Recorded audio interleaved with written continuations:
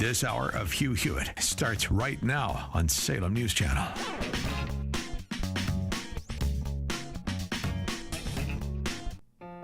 Straight ahead on the Hugh Hewitt Show, first hour. This is Dwayne Patterson filling in for Hugh Hewitt.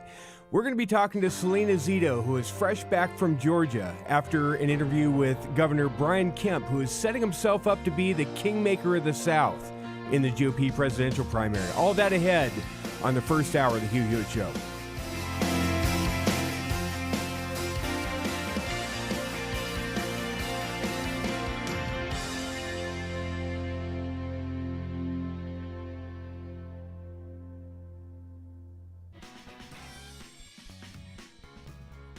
You won't want to miss a minute. This hour of Hugh Hewitt is on Salem News Channel.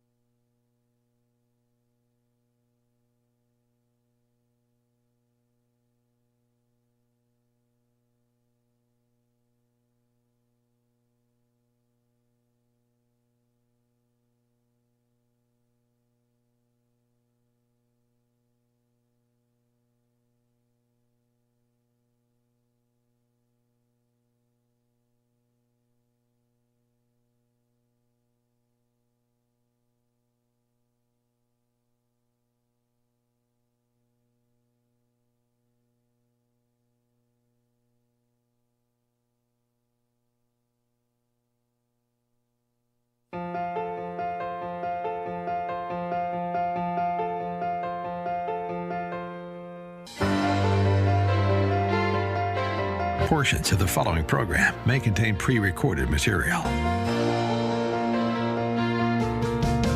Morning glory, America. Bonjour, hi, Canada. Hugh Hewitt. I'm not there. I'm traversing my way up the studio north, escaping the Beltway. It's a little bit like that Kurt Russell movie, right? Escape from New York, Escape from the Beltway. But there's no one better. Well, actually, there are a couple of people better, but let's just say no one is equal to getting into the visibility of the granularity of what's going on inside the Hugh Hewitt Show than General Isimo himself. So take it away, Dwayne. Thank you, Hugh, I think. Dwayne Patterson filling in today for Hugh, as there's lots of news to get to in the 3 hours we have together. Coming up later in the program, we are going to go through bit by bit the disaster in Hiroshima, Japan, that was Joe Biden's appearance at the G7. Lots of video clips, lots to talk about. He bailed out of that trip early to come home and is expected to meet with Kevin McCarthy today at the White House to maybe begin discussing in earnest something to do with the debt ceiling crisis. More on that in hour 3. We will have conversations today with Salena Zito, Washington Examiner and New York Post columnist. She's just fresh back from a trip to Georgia, where she sat down with Georgia Governor Brian Kemp, who is setting himself up to be kind of the kingmaker of the South. A really fascinating piece. We'll talk to her about that a little bit later. We need to get updates on the Turkey election, plus a conservative election looks like is in the works in Greece. And we'll be talking about that with Admiral James Stavridis, plus the latest from the Ukraine-Russia war, what's going on in Bakhmut in those environs. Plus a conversation with Josh Kraushaar of Axios.com, who actually has got some Donald Trump campaign promises for 2024. This is the first time that I've seen the former president, on what he would do as president in the next term, looking forward, not looking backward. Interesting piece in Axios today. So lots ahead, lots of video. Good to have you here. I want to begin in this first segment, though, by remembering 3 Americans who lost their lives over the weekend. And they all had 3 completely different walks of life, but they are all 3 very well known and did have an impact on American society. The first is C. Boyden Gray, who was George Herbert Walker Bush's chief counsel. We've had him on this show, 3, 4, 5 times over the years.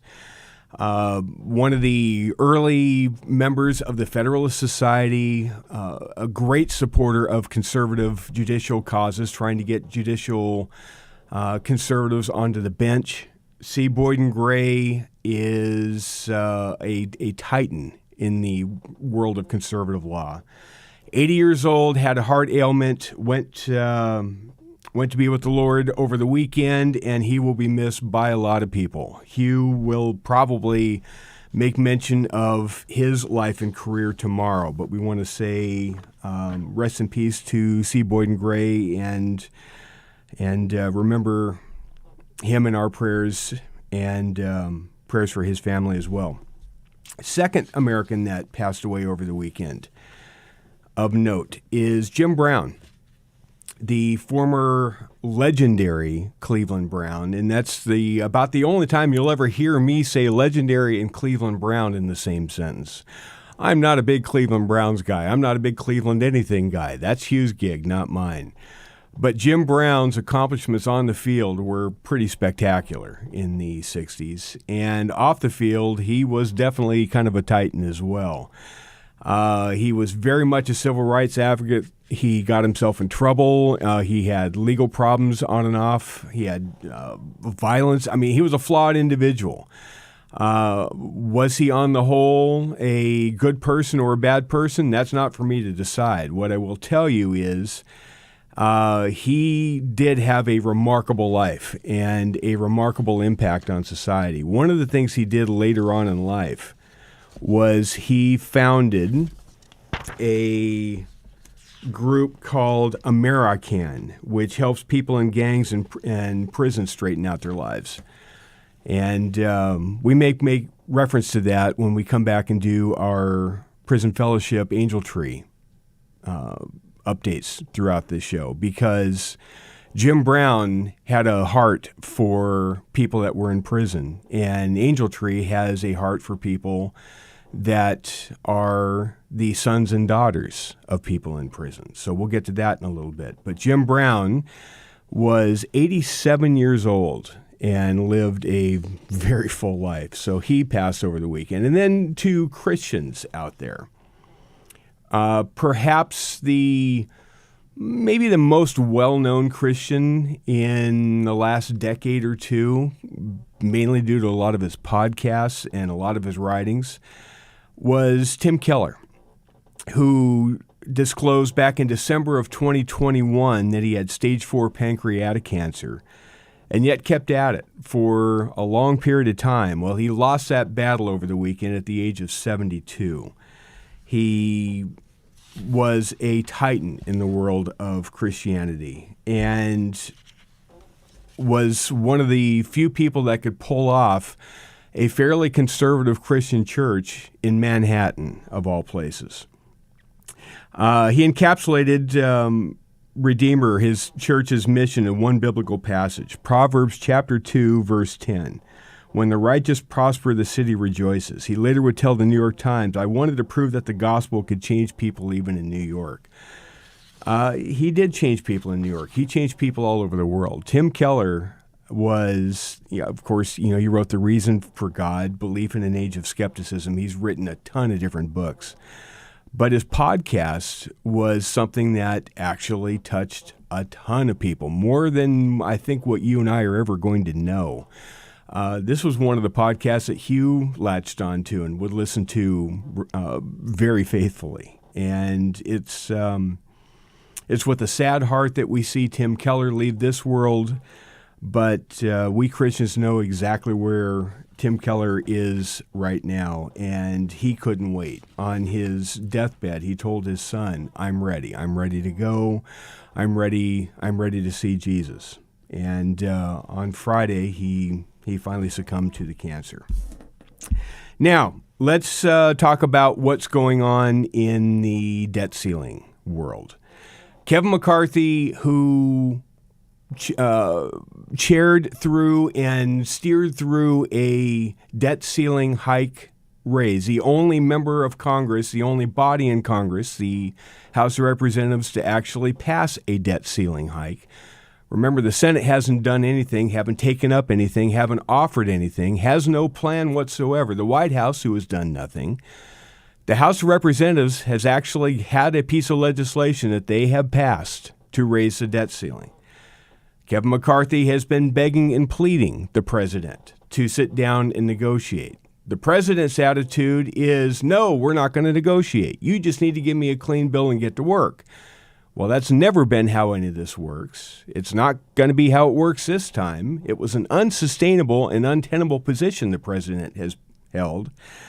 But over the weekend, after returning from the G7 summit, which was a disaster, an unmitigated disaster for the president, it seemed that Joe Biden finally decided, well, I guess maybe we need to talk. Here's Kevin McCarthy, cut number 8.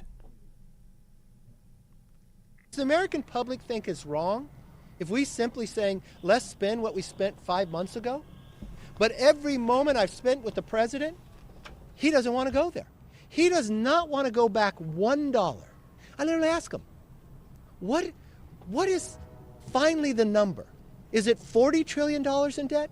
How much before you say, let's stop borrowing from China and not looking at places that we're wasting our money in? Every household does that, and we should do it too.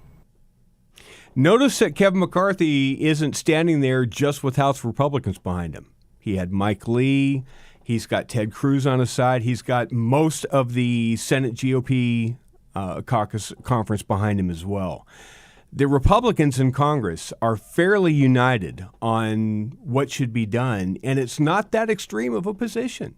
The House and Senate Republican position on the debt ceiling is fine. We'll raise the debt ceiling, but we're going back to 22 spending levels, and all that money that the White House tried to wallpaper the country with in stimulus relief that wasn't necessary, all that money that hasn't yet been spent, we're not spending it. We don't need to. It's not that extreme of a position. It makes perfect sense. Except, of course, if you're a Democrat, then it's extreme. More on that ahead. Dwayne Patterson in for Hugh Hewitt. We'll be having conversations with Salena Zito coming up, Josh Kraushaar, lots ahead. Stick around. We'll be right back after the break. Portions of the Hugh Hewitt Show are brought to you in part by Birch Gold Group.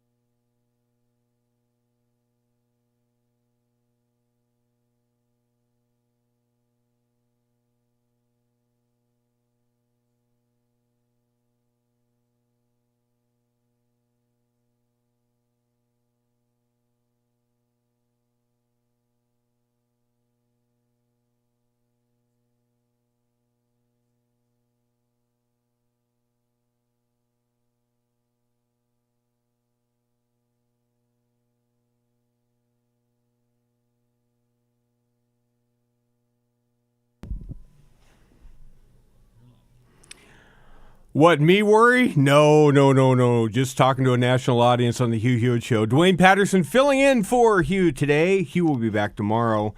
He is trying to transverse the country and make his way to Studio North. I think he's up kind of near that direction. He just hasn't quite got everything pieced together yet to be able to talk to us. So this was kind of a planned day off. He'll be back tomorrow. I want to get back to Jim Brown a little bit when he formed that American Foundation, because young kids of color stuck in gangs, dealing with the drugs on the streets, all the street violence, getting into prison, trying to get them to straighten out their lives. That is a very good thing to get involved with. That is a very redemptive thing to get involved with. But Prison Fellowship took it one step further. Yes, Prison Fellowship does minister to people that are in prison, and we certainly know that Chuck Colson devoted the whole second half of his life to trying to reach out and minister to people that found themselves incarcerated. But through the work of Prison Fellowship, they formed Angel Tree Ministries, which took it one step further, which is, what about the forgotten kids? What about the ones that are the children of one parent, maybe both parents, that happen to be behind bars? You can't understand how hard that scenario would be on a kid. And for all that the left likes to say about people of faith, people on the right, in the abortion debate, one of the favorite canards of the left is, oh, fine, you Christians, you like to try to save life and you try to stop abortion. You want to make sure the baby gets born. But once the baby's born, that's the last you're going to hear from those Christians. You're never going to hear those Christians talk about those children as they grow up. Well, that's not what Angel Tree is all about. They take at-risk kids and do miraculous things with them, and sometimes just over a camp for a week's duration. Here is Susanna, one of the workers at an Angel Tree camp. You know, we have very particular ideas sometimes when we're talking about families of prisoners, and there's a lot of stigma that goes with that label. It's just amazing to watch these young people come alive with the gospel, you know, accepting Jesus for the first time, baptizing. It's amazing what 1 week can do, but it's a transformative week. $200 is all it takes. With today's Joe Biden or Biden inflation, that's not even a dinner and a movie for 3-4 people. That can transform a child's life forever. Do me a favor, help me turn around the lives of some boys and girls by sending them to an Angel Tree camp this summer. $200 sends a deserving boy or girl to camp for an entire week. Food, lodging, all of it, and the outreach. Go to HughHewitt.com, click on the Angel Tree Camp banner. And thanks to everybody who's already helped. Just last week alone, over 150 kids were able to be brought to camp because of the generosity of this audience. 150 in a week. It's amazing. Go to HughHewitt.com. Click on the Angel Tree Camp banner to help change a child's life in a very positive way. Thank you very much indeed. Want to get back to some news quickly, and then we'll come back and do more of a deep dive. We were talking about the debt ceiling. Ted Cruz was on Fox News Sunday with Shannon Bream over the weekend and had this to say about how silly the debate is because Joe Biden just has not been engaged in it. Cut number 9. You know, it really is unfortunate to see how Joe Biden is approaching this job. It's all politics all the time, and he consistently goes to the hard left. He's off in Hiroshima right now in Japan. He should be in Washington, D.C. He should be sitting down and working out a deal, working out a compromise. The House of Representatives did its job weeks ago. It passed legislation raising the debt ceiling, and it passed responsible legislation that makes real steps to rein in the out-of-control spending. And unfortunately, Joe Biden has handed his entire agenda over to the radical left, to the Bernie Sanders and the AOCs of the world. And his view is that he's willing to tank the economy because he's unwilling to give even a penny in the trillions in new spending that caused the inflation that's hurting Americans all across the country. It's a blatantly unreasonable position, but yet he nonetheless smiles and just blames the other side. Ted Cruz is absolutely right. Joe Biden has basically walked himself into a box canyon. The White House strategy was basically, let's just force the Republicans to cave, because they've always caved in the past, and that seems to be the way forward here. Well, the Republicans haven't caved. They're not going to cave. There's no reason for them to cave. They're the only ones that have actually issued a way forward. The Democrats sure haven't. We are going to get into a lot of that and how just disastrous the messaging is of the White House on this. The Washington Post tried to put lipstick on this pig over the weekend, but the American people are seeing through it. The problem with Joe Biden is he's not serious about doing a debt ceiling. He's not serious about negotiating. Now, maybe that will start today, but we'll see. Dwayne Patterson filling in for Hugh Hewitt. We'll be back right after the break and get into some of the audio and video from over the weekend. Stick around. Portions of the Hugh Hewitt Show are brought to you by Prison Fellowship's Angel Tree Summer Camps. Click on the banner at hughhewitt.com.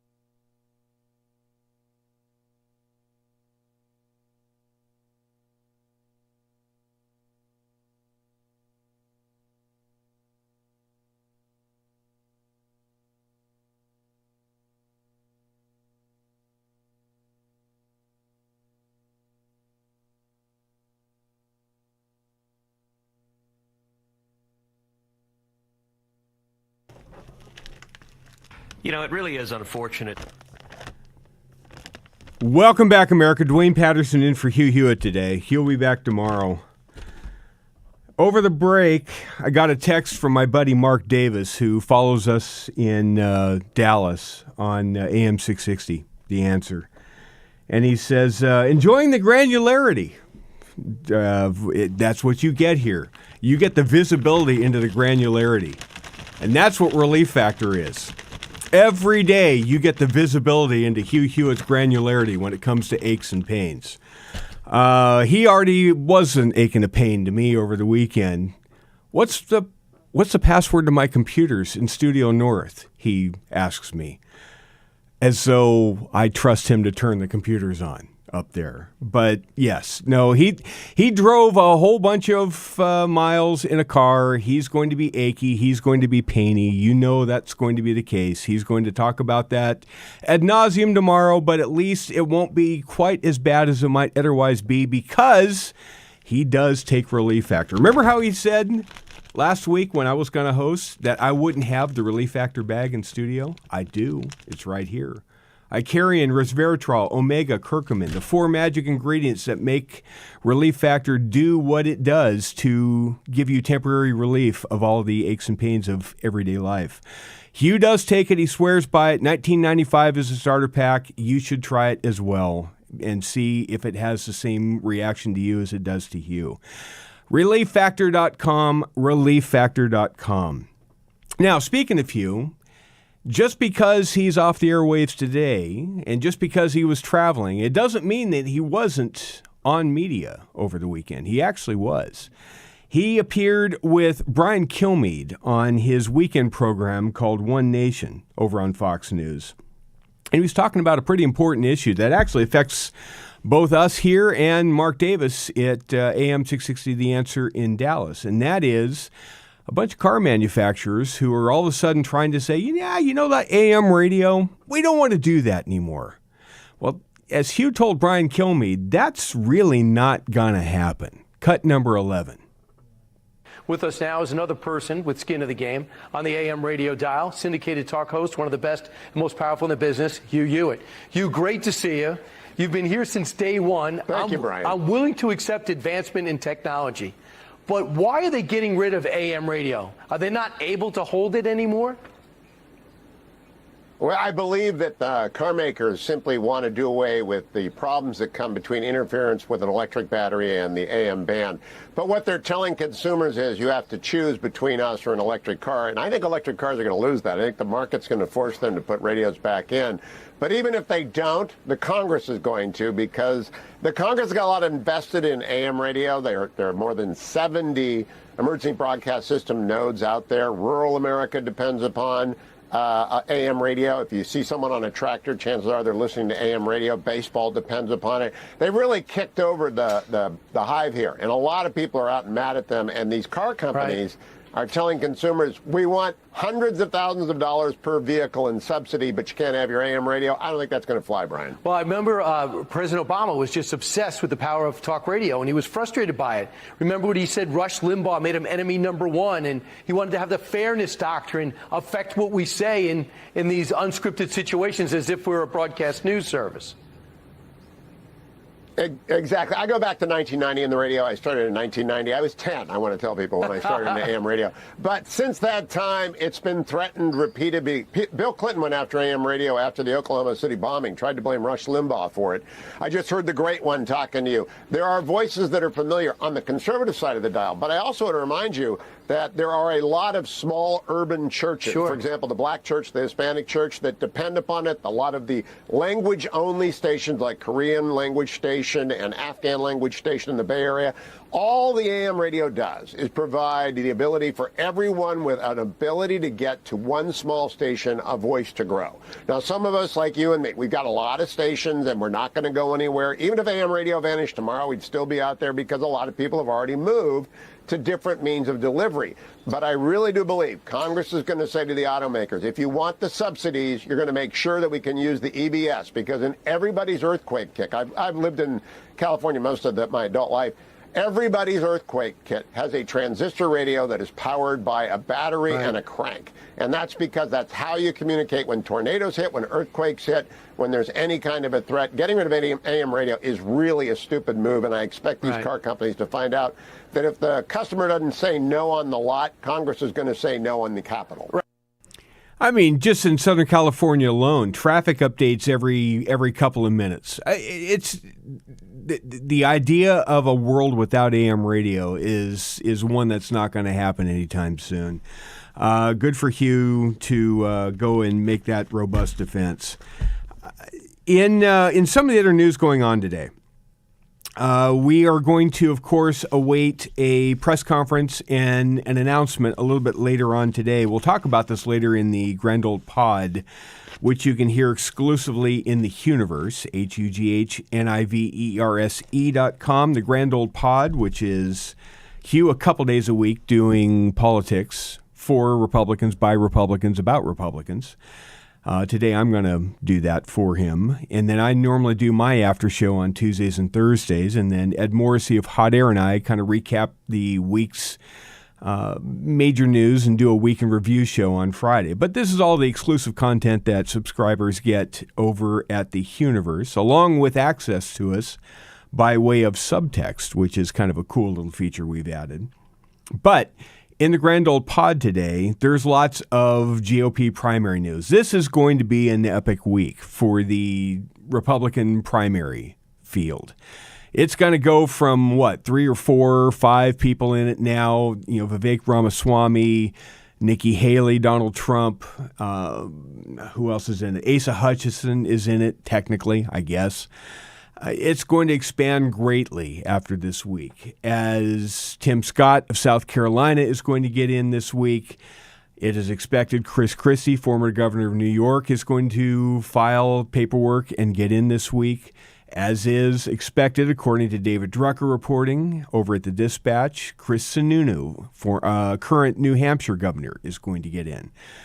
And then all eyes are on Florida, as Ron DeSantis is widely expected to get into the race mid-late this week as well. So the field's going to go from 4 or 5 to a bunch. Could be as big as 10 or 11 by the time we get to the weekend, which is going to change things up quite a bit. It's still going to be primarily a two-man race if Ron DeSantis does get in as expected. The top 2 are still polling, Donald Trump and Ron DeSantis, and everybody else is quite a ways back. But it's early. It's early. Debates haven't happened yet. There's still lots of jockeying for position. But we'll talk a lot about that a little bit later in the Grand Old Pod. In the meantime, one of our regular denizens, one of our regular weekly guests here is Chairman Mike Gallagher of the House Select Committee on China. And there is a great piece on him today actually it was from yesterday in the Wall Street Journal by James Stavridis, The China Hawk in Washington Rattling Corporate Boardrooms. It is a long bio piece of Mike Gallagher and what his focus is on, what his priorities are. And it's a very well done piece. I commend it to you highly over at the Wall Street Journal. Before we hit the break, I want to give you my favorite cut from the weekend shows.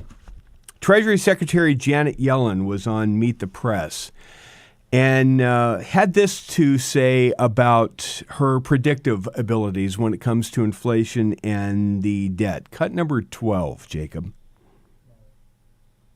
We take pride in the credibility of the forecasts that we make. We take pride in the credibility of our forecasting when it comes to inflation and economic futures, says Janet Yellen.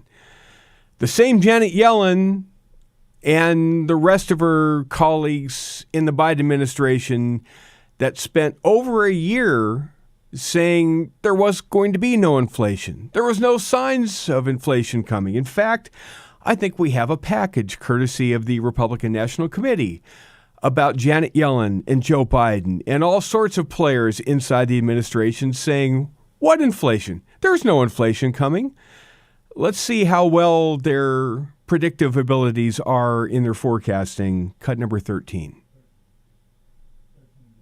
I really doubt that we're going to see an inflationary cycle. It will have a temporary or transitory impact. The faster than expected increase in some of those prices is actually a good sign. The overwhelming consensus is going to pop up a little bit and then go back down. No one's talking about this great, This is something that will settle down. Transitory. Most of the price increases we've seen were expected and are expected to be temporary. It's highly unlikely that's going to be long-term inflation that's going to get out of hand. I don't know anybody who's worried about inflation. Over the last couple of months, we actually saw it trended downward. President Biden's chief of staff, Ron Klain, enthusiastically retweeted an economist who had said in part most of the economic problems we're facing, inflation, supply chains, et cetera, are high-class problems. The number one thing that the president can do is help get COVID under control. That we know is the root cause of inflation. President Biden this afternoon saying he thinks we're at the peak of the crisis right now and that lower prices are on the way. The inflation has everything to do with the supply chain. Make no mistake, inflation is largely the fault of Putin. If you want to get rid of inflation, the only way to do it is to undo a lot of the Trump tax cuts. Our inflation rates are lower than other nations in the world. The inflation we're seeing is due to the pandemic. When inflation hit a new high last week, the administration of President Biden called the numbers out of date. I just want to say a number. 0. Today, we received news that our economy had 0% inflation. When I hear people talk about inflation, as I heard him there, we have to change that subject. Inflation is a global phenomenon. Okay, so when Janet Yellen yesterday says this, cut 12. We take pride in the credibility of the forecasts that we make. I'm sorry, there's not a lot of credibility there because we are still at high levels of inflation. You know it, you feel it, you see it. Every time you go to the market, things are still more expensive than they were last year. Their credibility is shot. We'll talk about all sorts of things with Salena Zito, including a great piece she had in the Washington Examiner about Brian Kemp in Georgia and what his plans are this primary cycle. Salena up next with Dwayne Patterson in for Hugh. Stick around right after the break. You're listening to The Hugh Hewitt Show. The Hugh Hewitt Show is now available on TV. Go to salemnewschannel.com or download the app. You can also watch on Roku and Fire Stick. Salem News Channel, the antidote to the mainstream media.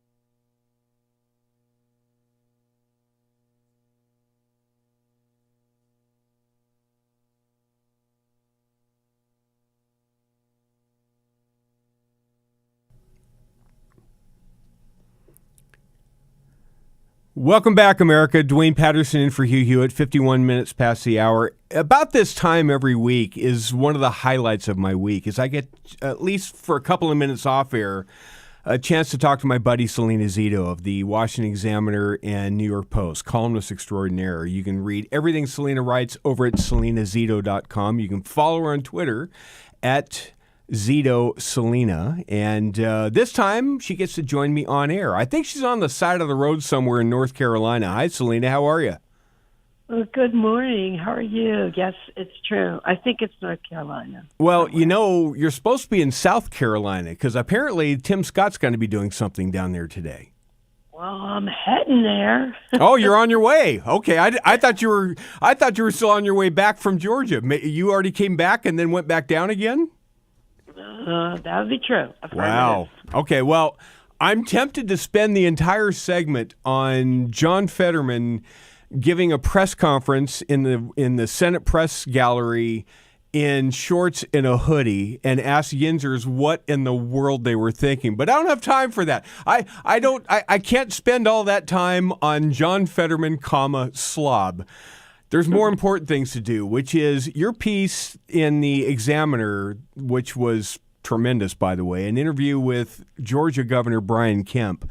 What was your takeaway after sitting down with him? I know you've talked to him before, but what's your takeaway of Brian Kemp? Where his head's at nowadays?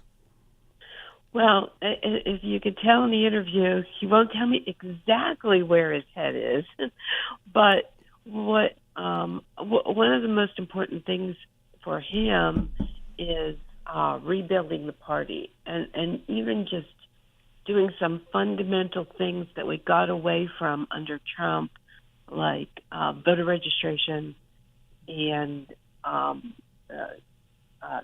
absentee balloting, mail-in balloting. That kind of infrastructure stuff that Trump believed was unnecessary for whatever reason, and a lot of party officials are like, okay, it is, and it wasn't. And so he spoke not just at the RNC retreat and with donors, but also he's been going around to local county parties and talking about the same thing, and really trying to underscore that we can't, meaning Republicans, we can't let go of those important things because the Democrats are way ahead of us on those. Just reading between the lines in the questions and answers. I mean, we all do this. You know, you kind of are trying to get a sense for kind of where he's thinking, and you can kind of just intuit things as you read through his answers. Correct me if I'm wrong. Here is some of the takeaways that I get out of this. Number one, he's not a Sherman-esque no when it comes to possibly running or serving in an administration, but he seems much more committed to try to be kind of the kingmaker of the South. I think you're absolutely right. People look at Brian Kemp as a guy who went through hell and back to hold his seat. Not only after just beginning with his first race against Stacey Abrams, which he won very narrowly, but for governor, but she to this day refused to concede that race, which is interesting. He's basically destroyed her career, and she was a real threat. Yeah, she was an absolute threat. Georgia was on the brink of not just falling to becoming all Democrat, but to becoming permanently all Democrat. And she and then in 2020, when Trump really publicly and privately pressured Kemp not to certify the election, he held strong. You know, he didn't even blink. He's like, yeah, no, I'm not doing that. And even when the Major League Baseball, and Joe Biden and everyone said that the voting laws in 2022 or 2021 were Jim Crow 2.0, And he was like, and they're like, if you don't change it, if you don't stop it, this will happen, and that will happen, and the sky will fall. And they took the All-Star game away from him. He said, no, it's not Jim Crow 2.0, and proved that in 2022 when more voters, in particular black voters, show up to vote than had ever in the state. And even in 2022, when he was running in the primary, Trump put up a Purdue against him and then just harangued him throughout that process, trying to get Herschel Walker reelected. Very, very quick out. I gather from Brian Kemp that he doesn't think Trump can win Georgia anytime in 24, but any other Republican can. Is that a fair takeaway? Absolutely, yes. See, that's what I thought too. Salena, great piece in the Examiner. Everybody needs to go read it, Washington Examiner, or go to SalenaZito.com and get all things Salena. We will talk to her next week about her trip to South Carolina and the impact that Tim Scott's going to have, plus all things ahead on Hour 2 of the Hugh Hewitt Show. Dwayne Patterson filling in for Hugh. Stick around right after the break.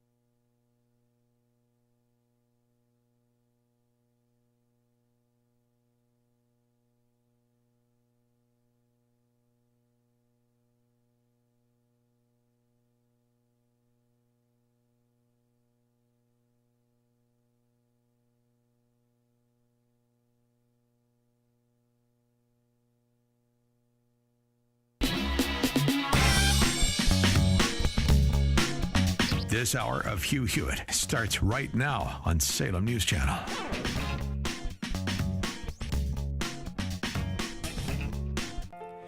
Hour 2 of the Hugh Hewitt Show rolls along. Dwayne Patterson in for Hugh Hewitt today. Admiral James Stavridis will be along to update on what's going on with the runoff election in Turkey. Interesting results out of a Greek election, plus what is happening in Ukraine. All that ahead, plus politics, domestic, with Josh Kraushaar of Axios.com. All ahead on Hour 2.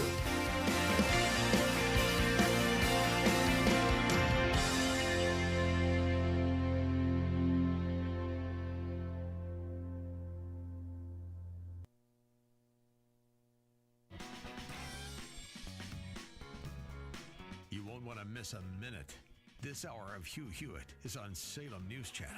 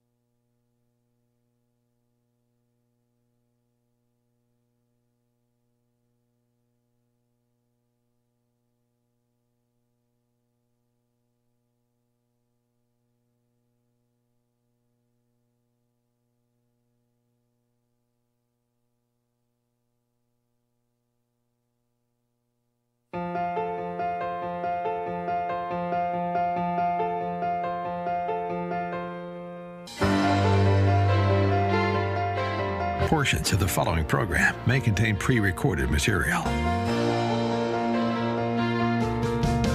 Morning glory, America. Bonjour, hi, Canada. Hugh Hewitt. I'm not there. I'm traversing my way up the studio north, escaping the Beltway. It's a little bit like that Kurt Russell movie, right? Escape from New York, Escape from the Beltway. But there's no one better. Well, actually, there are a couple of people better, but let's just say no one is equal to getting into the visibility of the granularity of what's going on inside the Hugh Hewitt Show than Generalissimo himself. So take it away, Dwayne. Thank you, Hugh. Hour 2 of the Hugh Hewitt Show straight ahead. Dwayne Patterson filling in for Hugh. It is time to dive into the visibility of the granularity of the travel advisory issued by the NAACP for people going to Florida. Yes, that's right. The NAACP over the weekend has put out a travel advisory for people of color to not go to Florida because of, quote, an all-out attack, end quote, on black Americans. It's really remarkably silly, this travel advisory. Matt Delaney writes over the Washington Times. The NAACP issued a travel advisory for the state of Florida over the weekend, saying that Republican Governor Ron DeSantis' policies constitute an all-out attack on black Americans and other minorities. Please be advised that Florida is openly hostile toward African Americans, people of color, and LGBT plus individuals, the former notice states. I could spend an entire segment or two on this story. The only thing you need to know is Leon W. Russell is the current chairman of the NAACP. Do you know where Chairman Russell resides? Anyone want to take a stab? Anybody? Anybody have a guess where Chairman Russell might live? Tampa. He hasn't moved. He's still in Tampa. It's just silly. There's a lot of silly and a lot of stupid straight ahead in the show today. Most of it said by Democrats. I'll give you an example. Pete Buttigieg, transportation secretary, is giving an interview talking about his days as mayor of South Bend, Indiana. Now, this is a college town. This is Notre Dame City, right? This is not a huge community. This is not Indianapolis. This isn't a thriving metropolis like Chicago or New York or Houston or a big American city. This is Fort Bend, Indiana. Here's what Mayor Pete, Pothole Pete, had to say, cut 27. Listen, I might be a fan, but I was about to send you my tire bill. Give me flashbacks to my days as a mayor. Look, every Mayor Benjamin I know is the same way. Every mayor hates potholes with a passion. And we had to fill tens of thousands of potholes when I was mayor. You know what? He really didn't. Well, actually, I guess technically he's telling the truth. He did have to fill tens of thousands of potholes. Now, he didn't do it. He was supposed to have. His citizenry in South Bend expected him to, but he didn't. Oh, he filled the potholes on his own street. But as the South Bend Tribune reported multiple times during his tenure as mayor of South Bend, the city had the worst pothole problem in the state of Indiana under his leadership. That's why he became colloquially known as Pothole Pete, because he couldn't even get the potholes filled in his own town. And again, this is not a big city that he's in charge of. He filled the potholes on his own street. He took care of his own business, but that was really about all he did. And so naturally, he got promoted upwards to be the transportation secretary, and, fun times ahead. Let's do a little California news, because although I'm going to do more of this in the grand old pod in the universe later and talk about, Florida politics and how it impacts the primary and all that kind of good stuff, there is a proxy war being fought, and media is weighing in on this proxy war between, if you take Biden and Trump out of the equation, which are the two presumptive frontrunners for both parties, it's really kind of a bi-coastal proxy campaign being fought by Gavin Newsom on the left out in California versus Ron DeSantis in Florida. Those two governors are the ones that are the high-profile governors. They both have records to run on. They both have a PR campaign behind them to be able to get their message out. And they are diametrically opposed to each other. If you want to know the difference between the two parties, you kind of look at what Gavin Newsom is saying and you look at what Ron DeSantis is saying, and that's pretty much the debate that you have in American society today. I take you to a California city called Palo Alto, which is up in the Bay Area. It's kind of where Stanford's at. A California city will make an exception to its natural gas ban. Again, this is one of those, boutique issues where natural gas bad, so we're going to ban permits in Palo Alto and in much of the Bay Area. You can't have gas pipelines in new construction. You have to use induction stoves, and you can't have air conditioning. You have to have heat pumps and all that kind of stuff, right?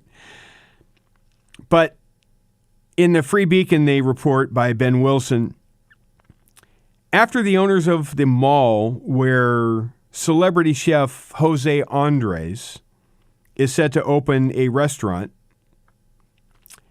and threatened to sue the city because he wants to cook on gas stoves. He thinks the flavors of his food come out better when cooked on gas stoves. And even though the city's ordinance firmly says, no new construction is going to have gas lines. You can't have gas stoves here. We are progressive. We are the future here. We aren't going to do fossil fuels here anymore. You're going to do things like everybody else, unless, of course, you're a celebrity chef, in which case they make a carve-out in Palo Alto. And as long as you are a celebrity chef and you're going to have a Mediterranean restaurant called Zito, why, you can actually have permitted gas lines, and you can have gas cooking appliances in that restaurant. Nobody else can, but the celebrity chef can, because that's the California way of doing things. We make exceptions for celebrities all the time here. Now, you don't get to cook on a gas stove if you're going to do some remodeling. If you move into a new house, you can't do that, but that's just because you're not a celebrity. You aren't threatening a lawsuit. You aren't threatening negative exposure to the city and state of California, city of Palo Alto and the state of California. Over at Hot Air's VIP section, hotair.com, I write a column twice a week, and a piece I've got that's coming up today is about another fight that Gavin Newsom, the governor of California, is picking against the state of Florida. What is the topic? The topic is textbooks, education. Here is a tweet that Gavin Newsom tweeted over the weekend. You don't get to rewrite history in a back room. You don't get to erase basic facts around segregation, the Holocaust, or Rosa Parks' story. The extremists in Florida and textbook companies that are colluding with them are about to be exposed. Here's the problem. It took me about 5 minutes to look up the Florida Department of Education, where they actually list all of the book publishers. They list what changes they've made and why to comport with Florida state law. It's all public. It's all transparent. The only backroom deals were between the California Teachers Association and textbook publishers. And so Gavin Newsom is complaining about exactly what got us to this point in Florida to begin with. It's just crazy.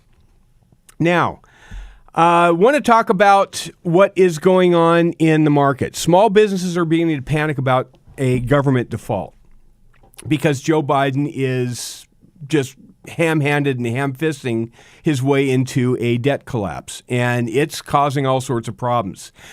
Over the weekend at the G7 summit, Terry Moran of ABC News, who was covering the summit, said that, this is going to rattle the markets a bit. And it has. The early pre-market trading, the Dow is down 130 points.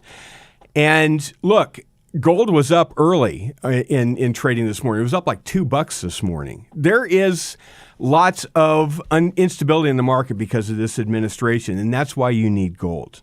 HughGold.com.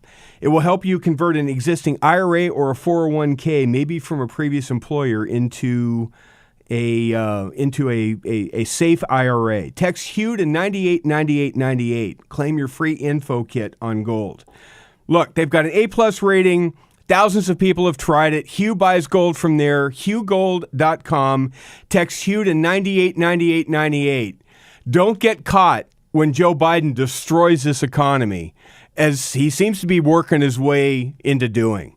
Text Hugh to 989898. More after the break. Dwayne Patterson filling in for Hugh. We'll be back in just a couple of minutes. Portions of the Hugh Hewitt Show are brought to you in part by Birch Gold Group.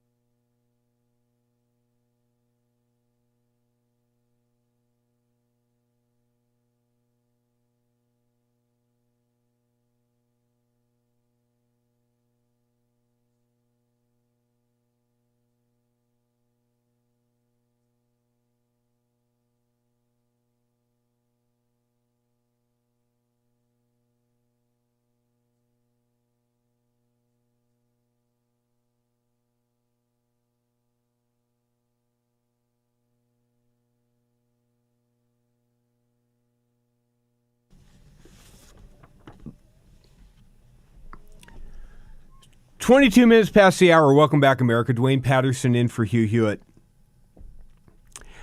Want to cover a little bit of actuality that Ron DeSantis said over the weekend, and I'm going to have lots on Ron DeSantis in the Grand Old Pod later. There's the hit jobs from media on Ron DeSantis over the weekend alone were just spectacular to behold.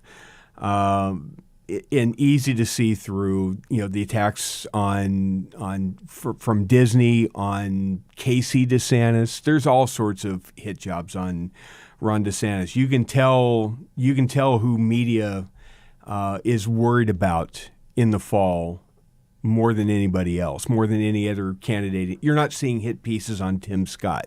You're not seeing hit pieces on Nikki Haley. You're seeing hit pieces all the time on Ron DeSantis. Here's what he had to say about COVID vaccines last Friday. Cut number 2, Jacob. The way they weaponized these COVID vaccines was a massive incursion into our freedoms. They wanted to deny people the right to put food on their table if they didn't bend the knee and get a COVID shot that they may not have wanted and that many of them did not need. We can never allow warp speed to trump informed consent in this country ever again. He's not alone in thinking that. Do you know who else shares that opinion for the most part? That would be Supreme Court Justice Neil Gorsuch. And I know what you're thinking. Well, that's interesting. The Associated Press writes over the weekend, the Supreme Court got rid of a pandemic-related immigration case with a single sentence. Justice Neil Gorsuch had a lot more to say, leveling harsh criticism of how governments from small towns to the nation's capital responded to the gravest public health threat in a century. The justice, a 55-year-old conservative who was President Donald Trump's first Supreme Court nominee, called emergency measures taken during the COVID-19 crisis that killed more than 1 million Americans perhaps, quote, the greatest intrusions on civil liberties in the peacetime history of this country, end quote. That sound familiar? We just heard that from Ron DeSantis. He pointed to orders closing schools, restricting church services, mandating vaccines, and prohibiting evictions. His broadside was aimed at local, state, and federal officials, even his colleagues. Quote, executive officials across the country issued emergency decrees on a breathtaking scale, Gorsuch wrote in an 8-page statement Thursday that accompanied an expected Supreme Court order formally dismissing a case involving the use of the Title 42 policy. The policy was ended last week with the expiration of the public health emergency first declared more than 3 years ago because of the coronavirus pandemic. But Neil Gorsuch also wrote, the concentration of power in the hands of so few may be efficient and sometimes popular, but it does not tend toward sound government. He also had strong words for Republican-led states that tried to keep the Title 42 policy in place, and 5 conservative justices whose votes extended the policy 5 months beyond when it would have otherwise ended in late December. At the very least, one can hope that the judiciary will not soon again allow itself to be part of the problem by permitting litigants to manipulate our docket to perpetuate a decree designed for one emergency to address another. In the final paragraph of his statement, Gorsuch acknowledged, but only grudgingly, that emergency orders sometimes are necessary. Make no mistake, decisive executive action is sometimes necessary and appropriate, but if emergency decrees promise to solve some problems, they threaten to generate others, he wrote. Look, as far as Title 42, it was not the greatest thing since sliced bread. That was not the way to do this. The way to do it would have been for Congress to write a law, to write a policy, and have the president sign it and have it become law. That would have been the way to do it. Sadly, that's not the way it seemed to work with Nancy Pelosi running the House and Chuck Schumer running the Senate during the last couple of years of Donald Trump's term. Sadly, we now see the results of no legislation and bad policy on the border. Now, what is not bad policy is making Relief Factor part of your daily habit. All the aches and pains that go about your daily life. You may be doing what I did. You may have gone on 3 different bike rides over the last 3 days. My wife and I probably put on close to 100 miles over the 3 days, which is a fair piece for us at our season in life. ReliefFactor.com is what helps you overcome those natural aches and pains. It certainly does in Hugh's case. ReliefFactor.com is where you get the 4 magic ingredients: Icarian, resveratrol, omega, and curcumin. Put together in an easy-to-open package, easy-to-swallow tablets. $19.95 is a starter pack. They lose money with every starter pack, thinking that if you just give it a try, you will come back and make it part of your daily routine as well. Hugh, I know he uses this every day. A lot of times he uses it twice a day because he's got grandkids and he flies a lot and he moves around a lot and he does a lot of crazy things. ReliefFactor.com keeps him on the air, keeps him energetic, and keeps him on the air. ReliefFactor.com can make a difference in your life too. ReliefFactor.com. Dwayne Patterson in for Hugh. We'll be back right after the break. Portions of the Hugh Hewitt Show are brought to you by Prison Fellowship's Angel Tree Summer Camps. Click on the banner at HughHewitt.com.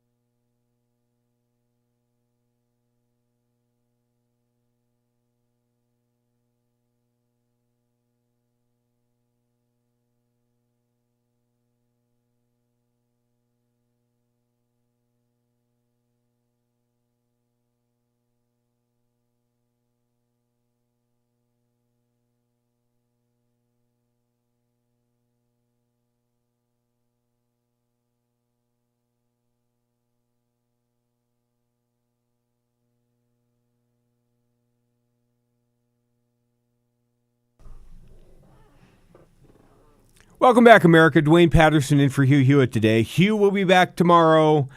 Lots ahead still in the program today. Josh Kraushaar of Axios is coming up after the break. He's got a brand new piece that is looking at the rise of the black Republican in the wake of the forthcoming announcement by Tim Scott in South Carolina into the GOP 2024 primary race.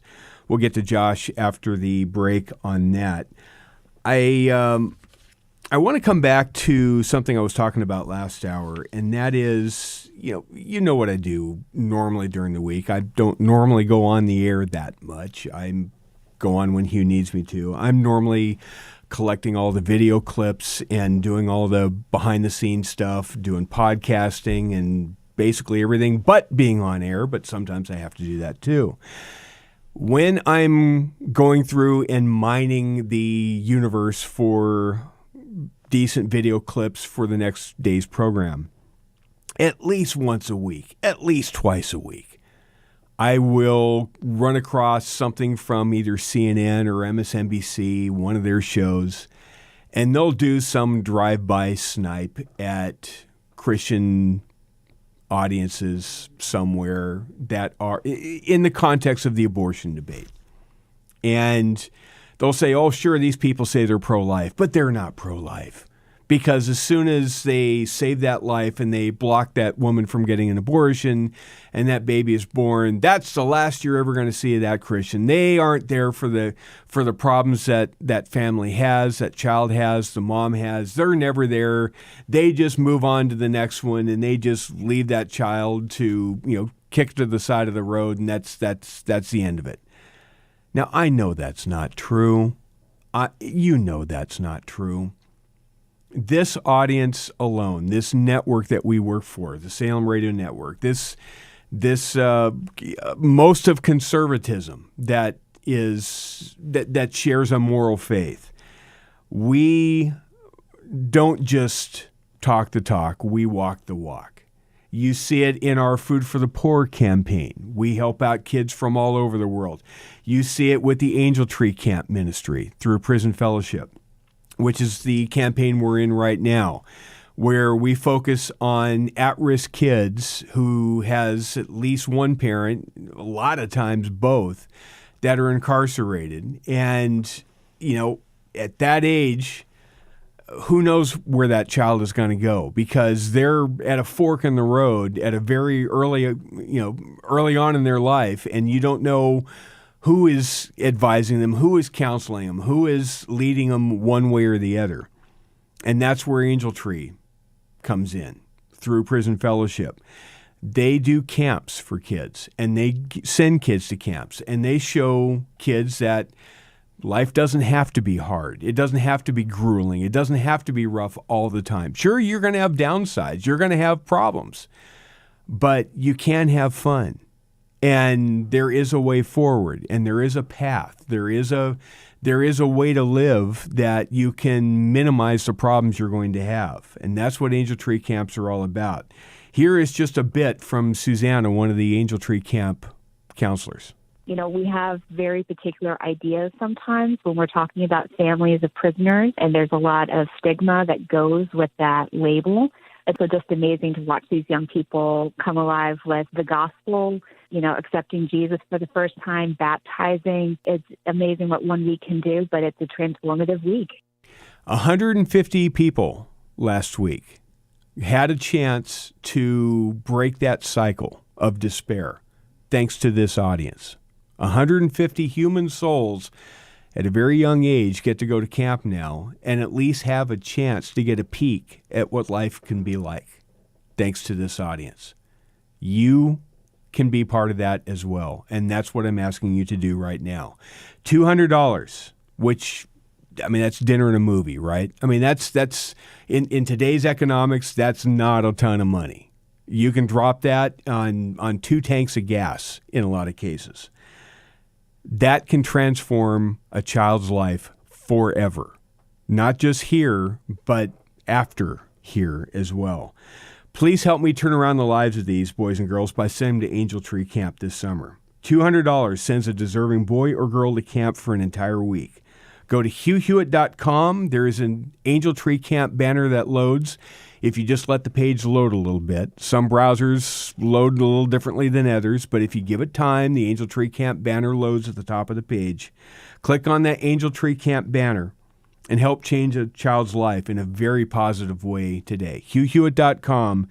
Click on that Angel Tree Camp banner, and thank you very much. I want to play a bit of video from the crazy side, okay? We know that there is this whole ongoing debate about whether or not we should have transgender care paid for by taxpayers without parents' consent. And lots of states, through their legislatures, are putting through legislation saying, why, no, that's crazy. Is there gender dysphoria? Is that a real problem? Does that need treatment? And does that need dealing with in a sober and serious way? Absolutely. Should we allow doctors to do life-altering surgeries without parental consent on minors? Absolutely not. Nebraska is the latest state that actually banned that procedure from being done. And in the Nebraska State Senate, Michaela Cavanaugh is a Nebraska state senator, a Democrat, and she literally flipped her beanie. Cut number 25. Trans people belong here. We need trans people. We love trans people. Trans people belong here. We need trans people. We love trans people. Trans people belong here. We need trans people. We love trans people. Trans people belong here. We need trans people. We love trans people. Trans people belong here. We need trans people. We love trans people. Trans people belong here. We need trans people. We love trans people. Trans people belong here. We need trans people. We love trans people. Trans people belong here. We need trans people. We love trans people. You matter. You matter. And I am fighting for you. And I will not stop. I will not stop today. I will not stop tomorrow. You are loved. You matter. You belong here. See, here's the thing. No one has said they don't matter. That's a kind of a straw man argument, actually. What we're saying is parents matter too, and parents should have input on what happens there. This shouldn't be something that just the whim of a minor child who can't legally vote, we don't allow to make the decision to smoke, we don't allow them to take drugs, we don't allow them to join the military at that age. There's lots of consequential actions that you can take in life that we don't let minor children, and we don't let them enter into a legally binding contract, because there is no way a minor child, sometimes as young as 5, 6, 7 years old, there is no way they can comprehend the ramifications of entering a legal contract. So they can't legally be held responsible for signing a contract. Yet we're supposed to allow doctors to perform life-altering surgeries on them because they just know deep down? Okay. Again, I'm not minimizing the debate. I'm not minimizing that there are people that are going through gender dysphoria, and there's lots of different avenues that need to be discussed for those specific instances. But having life-altering surgeries on minor children that you can't reverse, that doesn't seem to me the sane and sober way to do it. And I don't find the antics of this Nebraska state senator very persuasive. Do you? I think the way to do this is to pray for her, if you're the praying type, because she's clearly got some issues herself, and keep calm and keep soberly making the argument, because you eventually win the argument over. It's a 90-10 issue, as Hugh says. 9 out of 10 people agree with you, agree with us on this issue. there's lots of things that can be done. Is it an issue that is a real issue to some people? You betcha. But I don't think that the solution that she's clamoring for is one that many Americans would agree with. One last piece of audio before we get to Josh Kraushaar of Axios. Jake Sullivan, the National Security Advisor, was on State of the Union with Jake Tapper over the weekend, responding to a story about $3 billion of Ukraine aid that kind of went missing in an accounting error. Cut number 28. Of U.S. aid to Ukraine, and critics who say there's not enough oversight going on. Are you concerned about this accounting error? Well, one thing I just want to make clear, that is not money that went out the door and disappeared. That is not a waste of that $3 billion. It is simply a tally of how much military equipment we have given them. And the way that the Pentagon was counting it was, what's the replacement cost for the equipment we provide, rather than just the actual cost of that equipment. Once you make that adjustment, it turns out we have an additional $3 billion that we can spend to provide even more weapons to Ukraine.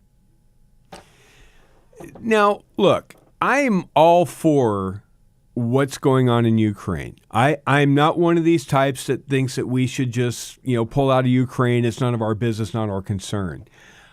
I'm not one of those. Never have been one of those. But do I trust that this administration is competent at anything? I'm not seeing it. Jake's explanation of this accounting error is, it's not that big of a deal. It just means we've got more money to play with. I'm not buying that either. This administration has not handled anything accurately, domestic or foreign policy. Next hour, wait till we get to what Joe Biden actually said and did from the G7 summit. If you didn't see it, you didn't hear it, you will next hour, and you'll be shaking your head. He's just too old and incompetent to be doing this job. Josh Kraushaar of Axios up after the break. You're in with Dwayne Patterson, sitting in for Hugh Hewitt on The Hugh Hewitt Show. Come right back. Portions of The Hugh Hewitt Show are brought to you in part by PhD Weight Loss and Nutrition. Go to myphdweightloss.com to learn more.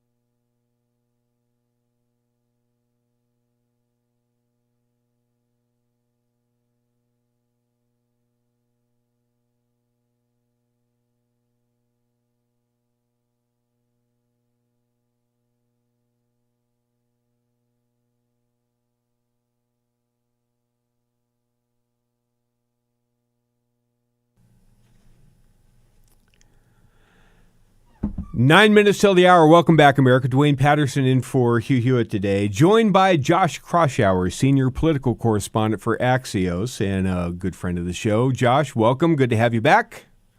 Dwayne, great to be back with you. Two things, and both of them in Axios. One by you, I know for sure, and I don't know if this other one is by you or not, but I have praise to heap on Axios for both of these pieces. One of them, in the wake of Tim Scott making his announcement today, you had a piece, I believe, yesterday that ran at Axios, The Rise of the Black Republican, which was a great piece, not just about Tim Scott, but about Daniel Cameron in Kentucky. Why don't you kind of quickly sum up for people what that story is about? Yeah, well, this was a sort of a historic week for African-American Republican candidates, whether it's Tim Scott's announcement this morning for president. He's not the first black Republican to run. It's also joining Larry Elder, who is more of a long shot, but also someone who is established in conservative talk radio circles. Daniel Cameron, the Attorney General of Kentucky, who was one of the few Republicans to get both the enthusiastic support of both Mitch McConnell and former President Trump, won handily in a race where he was outspent. Rising star at the RNC convention. Yes, he'll be someone to watch, especially if he can win that governor's race in November. And you also have, we wrote about this in Axios a few months ago, but there are record numbers of black Republican lawmakers in Congress. We see a lot of Byron Donalds on Meet the Press this weekend, but they're all representing states or districts that have majority white constituencies. So, there's a lot of good news. There's a lot.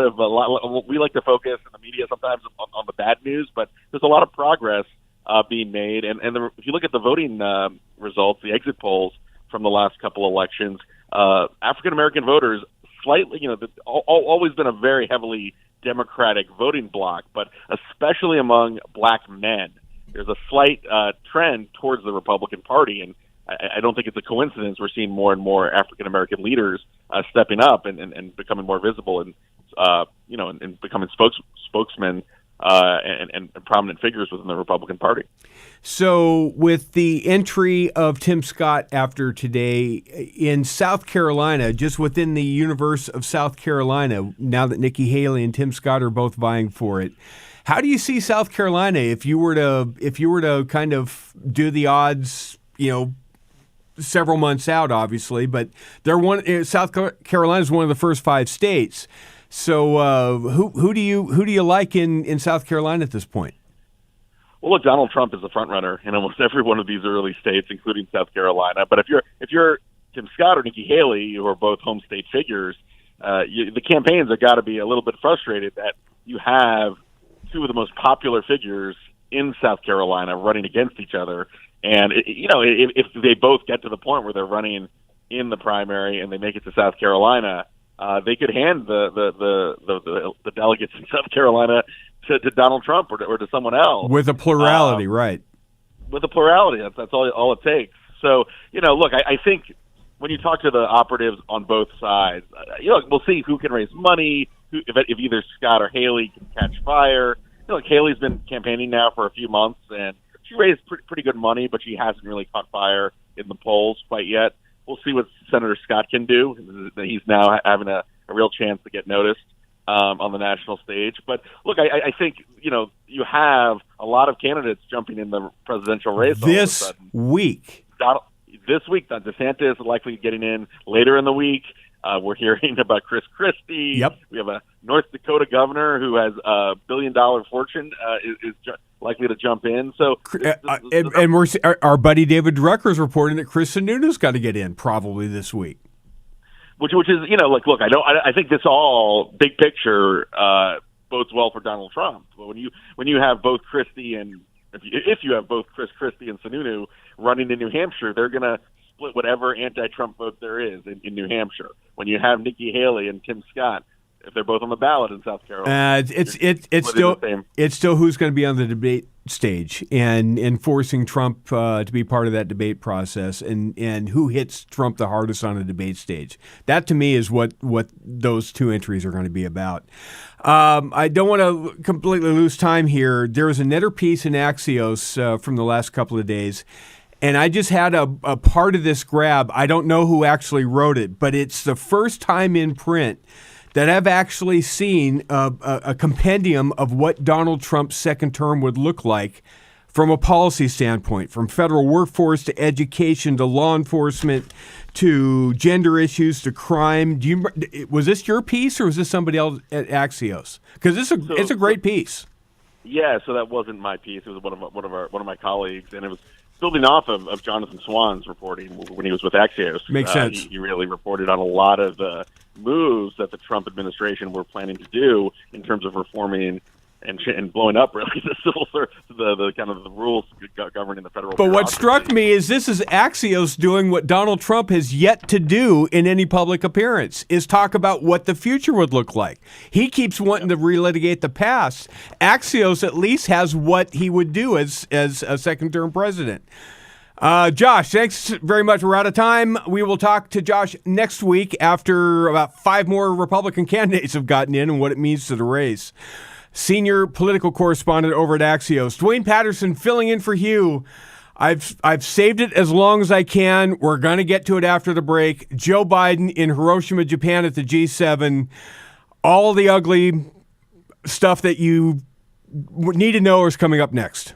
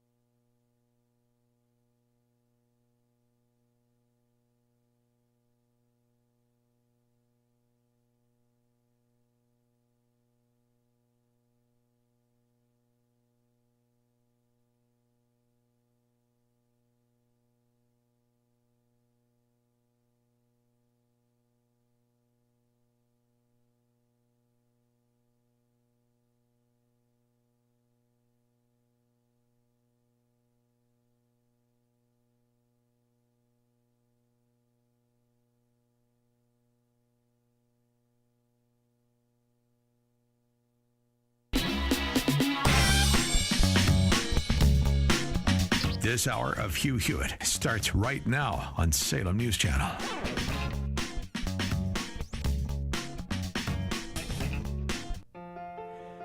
Hour 3 of the Hugh Hewitt Show straight ahead, and talk we must about the G7 appearance by Joe Biden in Japan and how disastrous it was, plus the latest on the debt ceiling talks. All that ahead on Hour 3 of the Hugh Hewitt Show.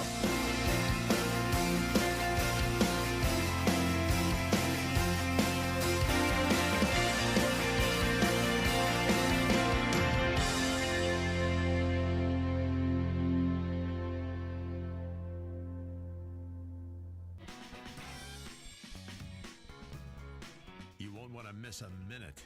This hour of Hugh Hewitt is on Salem News Channel.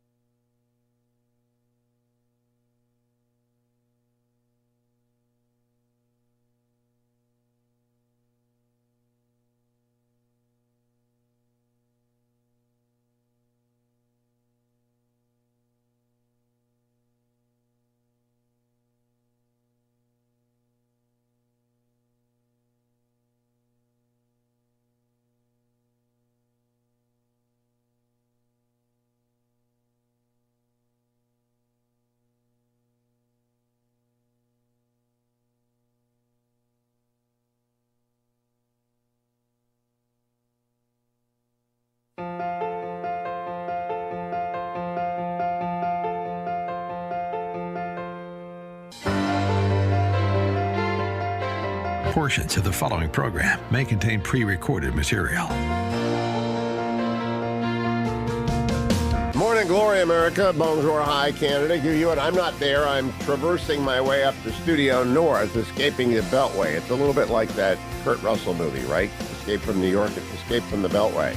But there's no one better. Well, actually, there are a couple of people better, but let's just say no one is equal to getting into the visibility of the granularity of what's going on inside the Hugh Hewitt Show than Generalissimo himself. So take it away, Dwayne. And I'm not even sure I can do that much, because the subject matter for the next segment or two is going to be President Joe Biden over at the G7 in Hiroshima, Japan. And if you want to get into the visibility of the granularity of what Joe Biden said, I don't even think God knows what he's talking about. Welcome back, everybody. Hour 3 of the Hugh Hewitt Show. Dwayne Patterson filling in for Hugh today. Hugh is traversing his way up to Studio North. Will be joining us as of tomorrow from up north and keeping his eye on the pulse of the New Hampshire primary as the GOP field takes shape. But let's get to the president's trip. Thankfully brief trip to the G7, because Lord knows if he would have spent as much time there as he intended to before having to come home and deal with the debt ceiling crisis, who knows what would have come out of Joe Biden's mouth. What am I talking about? It was a disaster. Look, it was a disaster. Terry Moran of ABC News knew it was a disaster. Everybody knew it was a disaster. Here is just a little smidgen of the, 72 hours Joe Biden was over there? Cut number 14. Here's the other thing.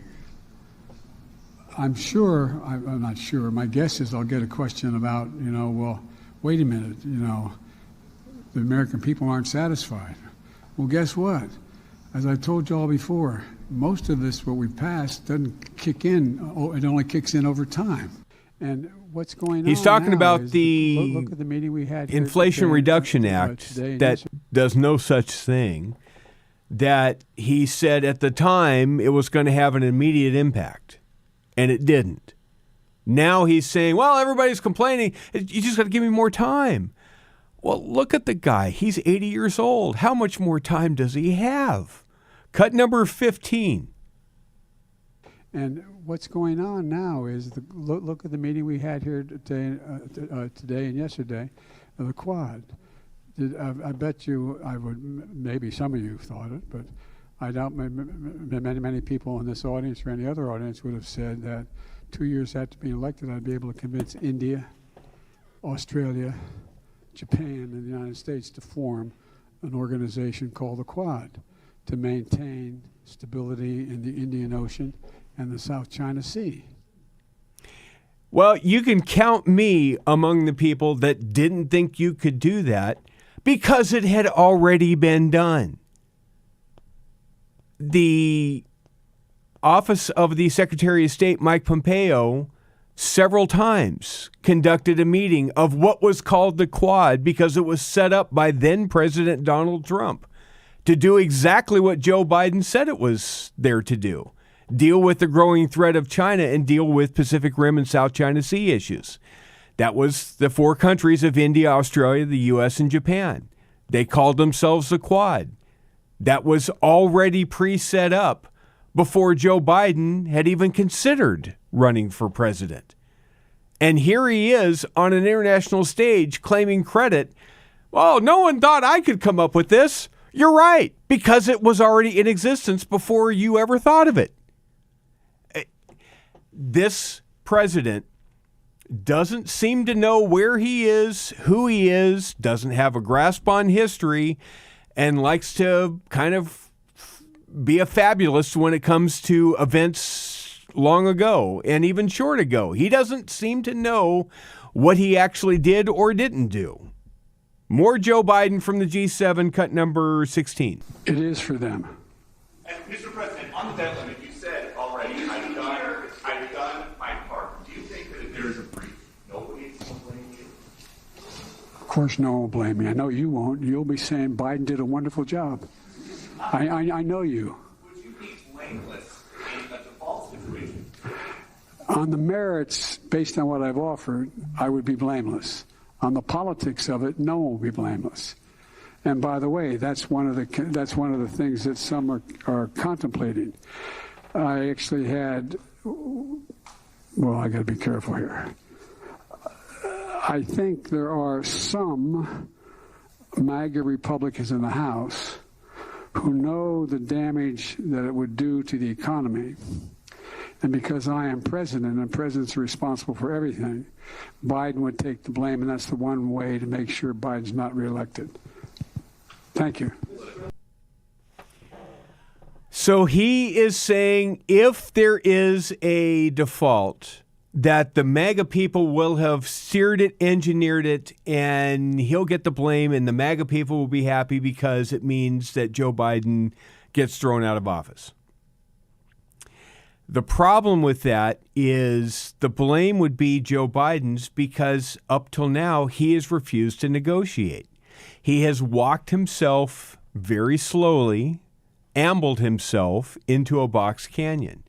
He thought that he could just refuse to negotiate for the first time and expect the Republicans to run up against the ceiling and cave, thinking that was his best option, his only option. Well, the Republicans didn't cave. He didn't think the Republicans were going to be able to pass with a slim majority in the House any debt ceiling hike at all. And they did. And now that that's happened, he's trying to go out there and say, well, but they have no plan. They have no plan. Well, they do. It's right there. He just doesn't want to look at it. What does the plan entail? Going back to 22 spending and reclaiming all of the unspent stimulus money, which seems like a pretty prudent course of action. But now Joe Biden is saying, well, if we default, I'm going to be blameless. The buck is not going to get here. Well, that's a little different than what Joe Biden, candidate for president, promised. Let's go into the 2020 Wayback Machine. Drop down to cut number 26, Jacob. The buck stops here. Harry Truman said it. It means no excuses. It means taking responsibility, the ultimate responsibility, for the biggest decisions in the world. Every great president has lived up to it. But Donald Trump? Yeah, no, I don't take responsibility at all. First of all, the governors are supposed to be doing a lot of this work, and we're a backup. We're not an ordering clerk, we're a backup. Donald Trump thought the job was about tweets and rallies and big parades. He never thought he'd have to protect nearly 330 million Americans, so he didn't. As our friend Ed Morrissey likes to write all the time over at hotair.com, Joe Biden is 20 pounds of fertilizer in a 10-pound bag. He ran an ad specifically that the buck is going to stop here. I'm going to be the modern-day Harry S. Truman. When problems come, I'm going to answer for it. Good or bad, I'm going to answer for it. I'm going to be held responsible.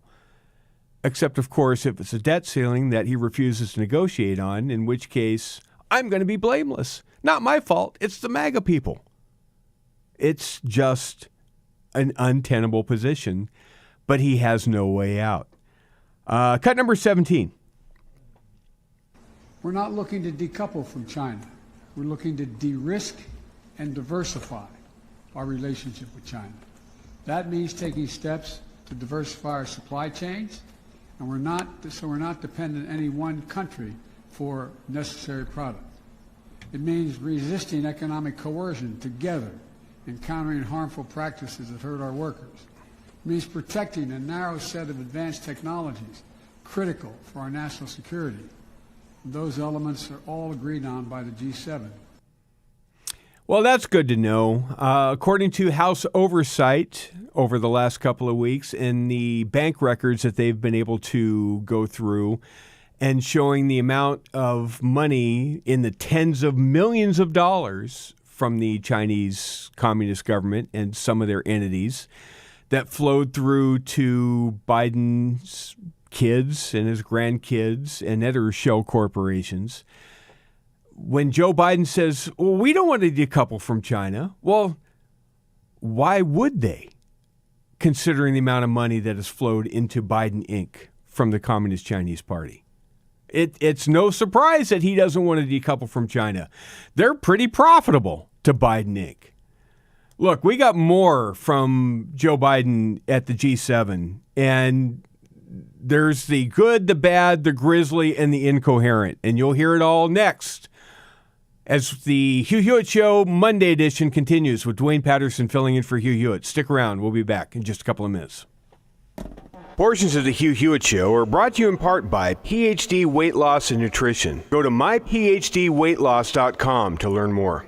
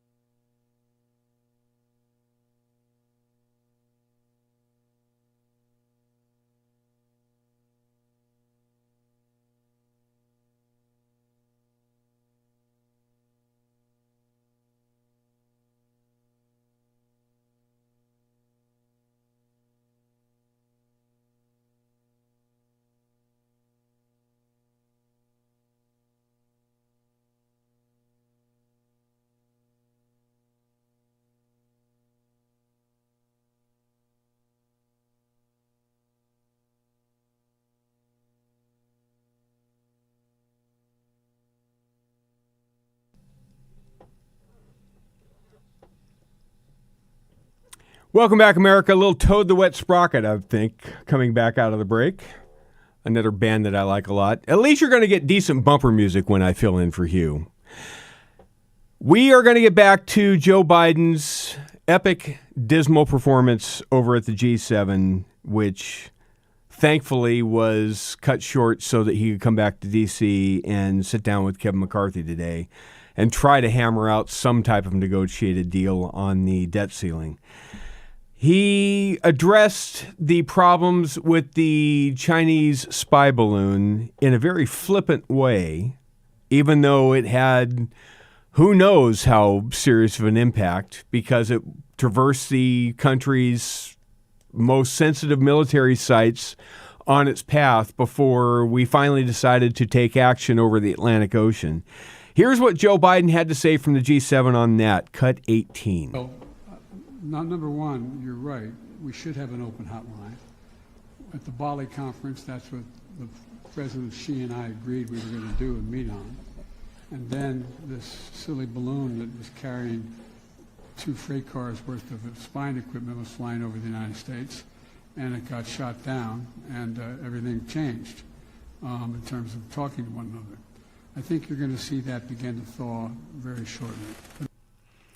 This silly spy balloon got in the way and messed up relations and got everybody all spun up, and hopefully that's going to unwind itself because we shot it down. There is so much wrong with that cut. There was nothing silly about it. It wasn't G sending over a balloon with, clowns dropping confetti off of the basket. It wasn't the Wizard of Oz, ballooning in. It had spy equipment on it, and it was basically mapping elements of the U.S., and if nothing else, gauging to see if they could dare to get away with it, doing a bunch of low flyby, high-res imagery that satellites just can't provide, and to see if we'd do anything about it. And once we finally did do something about it, it was probably too late because it had probably transmitted all of its data back. We don't know for sure, but it's entirely likely that if it makes a 8,000-mile journey from China all the way across the U.S. and gets to the Atlantic Ocean before getting splashed down, it's probably already transmitted the data it wanted to transmit back. And Joe Biden's attitude, the silly spy balloon. That's not the right way to think about it. It was a breach of national security of the first order. And Joe Biden doesn't think it's serious. He thinks that it was inconvenient because it got in the way of Joe Biden's relationship with President Xi. Maybe they had another Biden Inc. deal to cut. Who knows? Cut number 19, more debt ceiling incoherence from the president on an international stage. And there's a lot of other, for example, the idea that we're, in terms of taxes, that they refuse to, for example, I was able to balance the budget and pass everything from the global warming bill. Anyway, I was able to cut by $1.7 billion in the first 2 years. No, you didn't. No, you didn't. The deficit that we were accumulating. And because I was able to say to it that the 55 corporations in America that made $400 billion, or $40 billion, $400 billion, that they paid zero in tax. Zero. First of all, that was about 6 dependent clauses all strung together by commas without a coherent thought tying it into a sentence. So grammatically, I'd like to see you try to diagram that sentence because that was just a mess. Number 2, he didn't reduce the deficit at all. The $1.7 trillion that he likes to say over and over again was not because of anything that he did. It went from a $2 trillion or 2-point-something trillion dollar deficit because of congressional pandemic relief funds that had sunset provisions on them put on by Congress. And when those sunset provisions came into being, that's when the spending stopped and the deficits reduced to higher levels than they were before Joe Biden became president. He didn't reduce the deficit a thing. Not a dime. Zero. Anyway, gives you a headache. Too bad Relief Factor doesn't do anything about headaches. It does do things for aches and pains. It does do things for Hugh Hewitt. I know it does things for Hugh Hewitt. I've seen Hugh Hewitt. Hugh Hewitt gives me aches and pains because Relief Factor keeps him in the game, being 10 years older than I am. Icarian, resveratrol, omega, and curcumin are blended together in a formula that works really good on all those muscles, joints, and major aches and pains that happen as you grow older. And Hugh is growing older. ReliefFactor.com is where you go to get the 1995 trial pack. $19.95, and within a couple of weeks, you should be able to feel the same relief that Hugh feels after taking this. ReliefFactor.com, ReliefFactor.com. It won't help me get over Joe Biden. Sadly, we've got at least one more segment of Joe Biden to go from the G7. We will get back to that right after the break. This is Dwayne Patterson. You're filling in for Hugh Hewitt. You're listening to the Monday edition of the Hugh Hewitt Show. Back in a minute. Portions of the Hugh Hewitt Show are brought to you by Prison Fellowship's Angel Tree Summer Camps. Click on the banner at hughhewitt.com.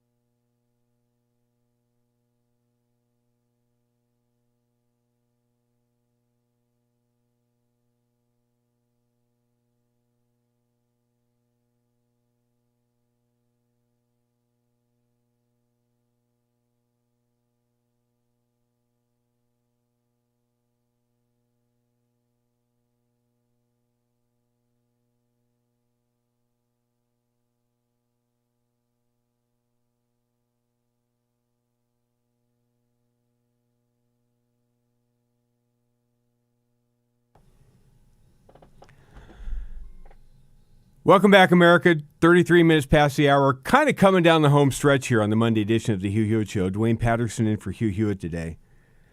We've been covering this hour the performance at the G7 by Joe Biden. And he had a bunch of different little mini events he was at, little sit-downs and actual formal press conferences. And he was in his typical Joe Biden form, kind of incoherent, all over the place, abrasive towards media questions, had his old cheat sheet notes he brought out when he sat down with other principals because he doesn't remember why he's there or what he's doing.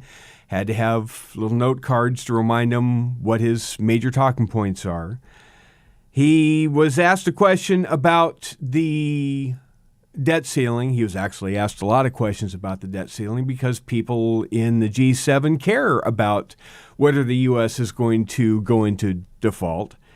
And here's what Joe Biden had to say at length about the GOP and what they need to do.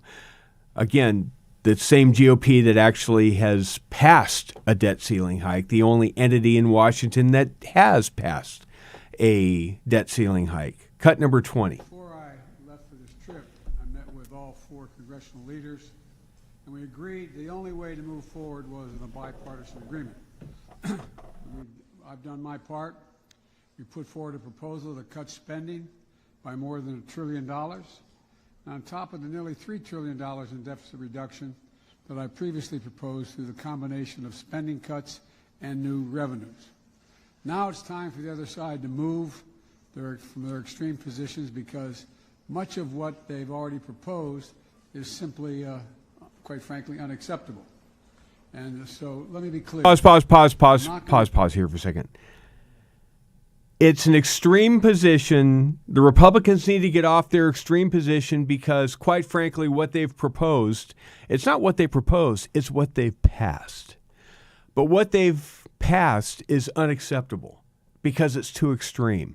Now, what's the extremity of that position again, you ask? Why, it's reverting spending levels all the way back to 2022, last year's spending levels. The extremity of it all. And then on top of that, all of the money that Joe Biden wanted to spend in COVID relief that hasn't been spent yet and clearly doesn't need to be spent because of the inflation rate we're dealing with and an overheated economy, Republicans are like, no, we're not going to spend that money. We can better use that money and save a little bit down the road. Joe Biden thinks that's extreme. Why? You've got to come off of that position. You can't do that. That's horrible. That's MAGA extremism. We're supposed to spend that money. Well, you see, where I come from, spending trillions of dollars more than what you have, that's the extreme position. But no, not according to Joe Biden. Back to Joe Biden. Agree to a deal that protects, for example, $30 billion tax break for the oil industry, which made $200 billion last year. They don't need an incentive of another $30 billion, while putting health care of 21 million Americans at risk by going after Medicaid. I'm not going to agree to a deal that protects $200 billion in excess payments for pharmaceutical industries and refusing to count that, while cutting over 100,000 school teachers and assistance jobs, 30,000 law enforcement officers, jobs cut across the entire United States of America. I'm not going to agree to a deal that protects wealthy tax sheets and crypto traders while putting food assistance at risk for nearly 1 million Americans. It's time for Republicans to accept that there is no bipartisan deal to be made solely on their partisan terms. They have to move as well. All 4 congressional leaders agree with me that default is not, let me say it again, default is not an option. And I expect each of these leaders, to live up to that commitment.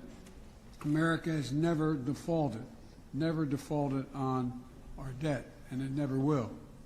The Speaker and I will be talking later on the plane as we head back because it's what 5 or 6, 7 o'clock in the morning there.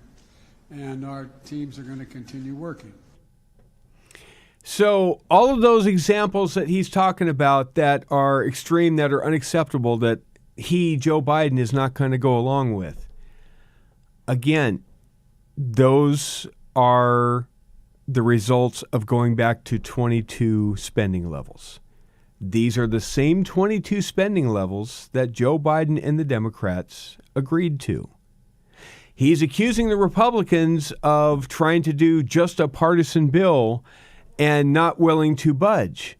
Okay, the Republicans, under Speaker McCarthy and with the blessing of Mitch McConnell and Senate Republicans, are happy to negotiate. The problem is Joe Biden has no starting point. He has no middle point. He has no ending point. There is no plan from the Democratic side. There is no Chuck Schumer Senate bill you can point to. There is no Hakeem Jeffries plan that you can point to. They just want a debt ceiling hike. They want unlimited spending as far as the eye can see. They just want to raise the credit card limit. And that's never going to be acceptable. But McCarthy has got a good hand to play here, and he's willing to negotiate. He's been begging the president to negotiate.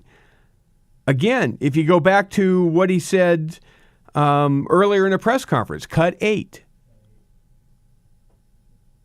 Does the American public think it's wrong if we simply saying, let's spend what we spent 5 months ago? But every moment I've spent with the president, he doesn't want to go there. He does not want to go back $1. I literally ask him, what is finally the number? Is it $40 trillion in debt? How much before you say, let's stop borrowing from China and not looking at places that we're wasting our money in? Every household does that, and we should do it too. See, here's the problem for the president. He's still trying to maintain, and his press secretary, Karine Jean-Pierre, is still trying to maintain, we're not going to hold the economy hostage because it's a hostage situation. We don't negotiate with terrorists. We don't negotiate for people that are trying to take the economy hostage. We're not going to negotiate. They've said that over and over again. Except, of course, when it comes down to crunch time and the Republicans haven't caved, what is Joe Biden having to do? Cut his trip short to come home and negotiate. Cut number 23. And my guess is that I'm going to be talking to the Speaker of the House on the way back on the plane because it'll be morning time over at home, and I'm going to be in that plane about an hour or so. And my guess is he's going to want to deal directly with me and making sure we're all on the same page. Where has he been the last 100 days? You think that Joe Biden is trying to pull the story that just now Kevin McCarthy wants to talk? As though yesterday he didn't? Is that the story? When the reality is that Joe Biden is now running into a ceiling because the strategy that he tried to employ didn't work? And now he actually has to do what presidents and Congresses that are held by the other party have always had to do on a debt ceiling crisis? They have to negotiate a settlement, one way or the other. The Republicans are willing to negotiate. They may cave a little bit here and there. They're willing to barter on some spending in certain areas. That's normal course of business. But you can't negotiate against nothing. And that's exactly what the Democrats have offered thus far. There is no Democratic plan. There is no Democratic alternative. They just want the Republicans to give them what they want in a blank check. And it's not going to happen. It's never going to happen. And that wasn't the only thing the president was incoherent on. He talked about long conversations he's had with the president of South Korea, President Yoon. You might know him better as cut number 21. I've spoken at length with President Yoon of South Korea. Yes. He came to Washington of late. That's how you win friends and influence people. That's how you do foreign relations. You call the president of South Korea President Loon. Yes, that's exactly the kind of foreign policy chops we've come to know and love from Joe Biden. Cut 22. It extends to Ukraine. So, and it will proceed. I can't, even if I think I do know, but I'm not going to tell you because that would not be a smart thing to do either. He was talking about the possible sale of F-16s to Ukraine, and he started off the sentence by saying, yes, that's something we're going to do, before catching himself and realizing, well, maybe I shouldn't say that. And then he ended the sentence by saying, but I'm not going to tell you what we're going to do because it wouldn't be wise to tell you what we're going to do. But he started the sentence by saying, yeah, I think that's what we're going to do. Now, how does Ukraine plan on fighting the Russians with strategy like that, knowing that they can count on Joe Biden to support how again exactly? Anyway, I need to talk to you about my PhD weight loss. We do this once a day, usually with Hugh. This time it's my turn to be able to share with you unabated about how effective this program is. I lost 50 pounds in 12 weeks, and that's impressive enough, at least from my standpoint, losing that amount of weight in that period of time. But the impressive thing is being able to keep that weight off for, 4+ months now? And I'm not worried about it because, you can slip. You can go to dinner and you can have some pasta. You can have, some food that really isn't that good for you. And you'll put on a couple of pounds. And you don't have to freak out because you can put the implements of the plan back together again and take it right back off. 864-644-1900. It definitely works for me. I promise you it'll work for you too. 864-644-1900. myphdweightloss.com. It's an accountability program. It works. It's methodical. It helps you lose the weight. It's easy once you adjust to the program. And once you learn how food does what it does, it's easy to keep the weight off. myphdweightloss.com. 864-644-1900. One more segment to put the show to bed right after the break. Dwayne Patterson in for Hugh Hewitt. Back after this. Portions of the Hugh Hewitt Show are brought to you by Prison Fellowship's Angel Tree Summer Camps. Click on the banner at hughhewitt.com.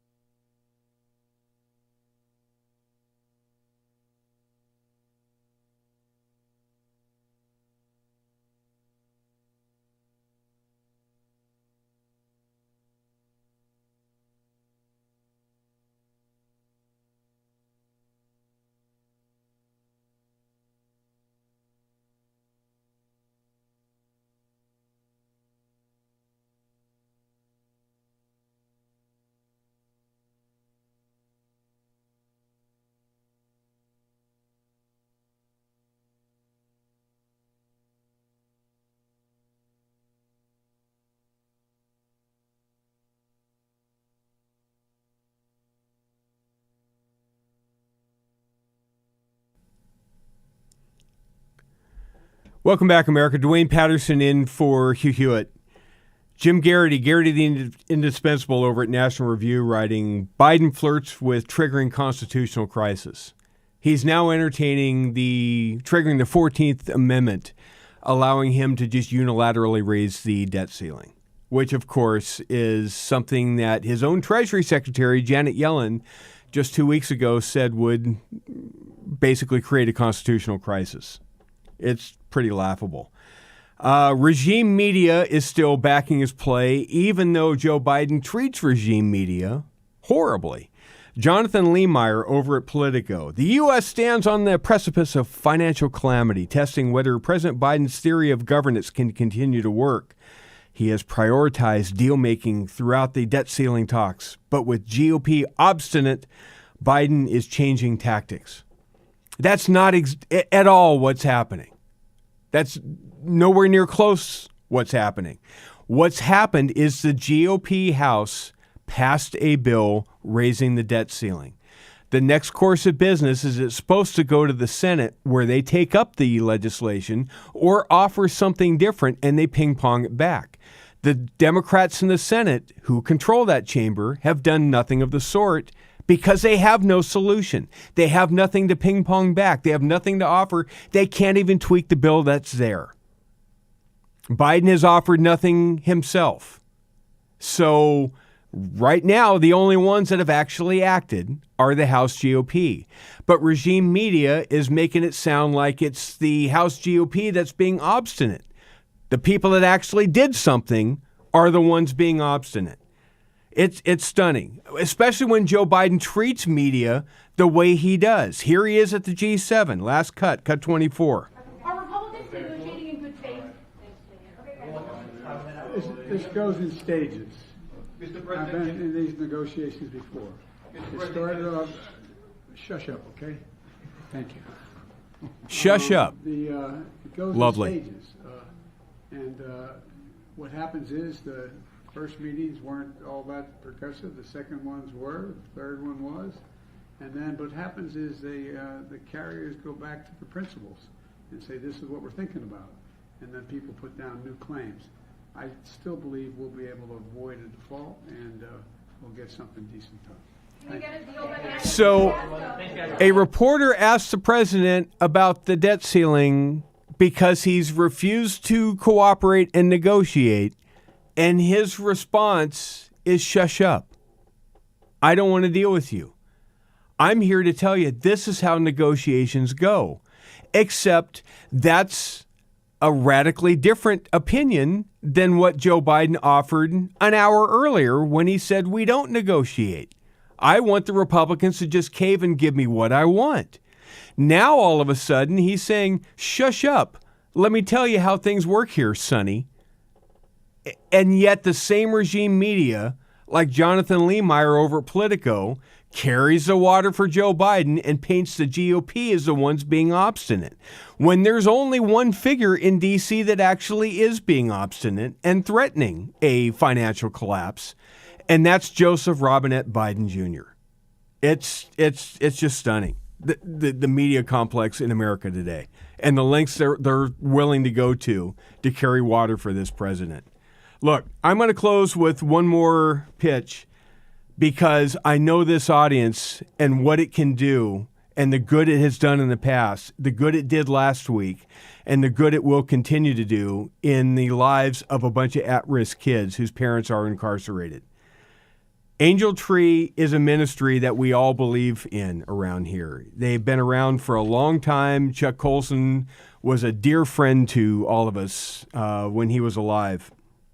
And Angel Tree continues in his memory, in his honor, to do all sorts of great work for a bunch of at-risk kids. Look, Young Life does great things for kids going to camp. Lots of lives, thousands of lives every summer are changed by going to youth camps and Christian camps. Angel Tree is the one ministry that does the best job at serving those kids who wouldn't otherwise get a chance to go to a camp and have a chance to break that cycle in their life. Here is Susanna, an Angel Tree camp counselor. You know, we have very particular ideas sometimes when we're talking about families of prisoners, and there's a lot of stigma that goes with that label. It's so just amazing to watch these young people come alive with the gospel, you know, accepting Jesus for the first time, baptizing. It's amazing what 1 week can do, but it's a transformative week. It is a transformative week, and it does make an impact in kids' lives. And look, I know $200 is a lot of money. I know how much things cost. I know how expensive runs to the grocery store are. But I know that for a week, food and shelter and bringing a message of hope and gospel to kids, $200 for a kid for a week is next to nothing. And you can make that difference. Go to HughHewitt.com. Wait for the banner to load at the top of the page. Click that Angel Tree Camp banner and help out. At least send one kid to camp. If you can afford more, send more to camp. It will make a difference in their lives, and we will thank you immensely. That's it for me. That's it for the show today. Thanks for spending part of your morning with us. Thank you, Adam. Thank you, Jacob. Dwayne Patterson in for Hugh Hewitt. Hugh will be back tomorrow from Studio North with all the latest news and headlines. Thanks, everybody. Have a great day. See you tomorrow.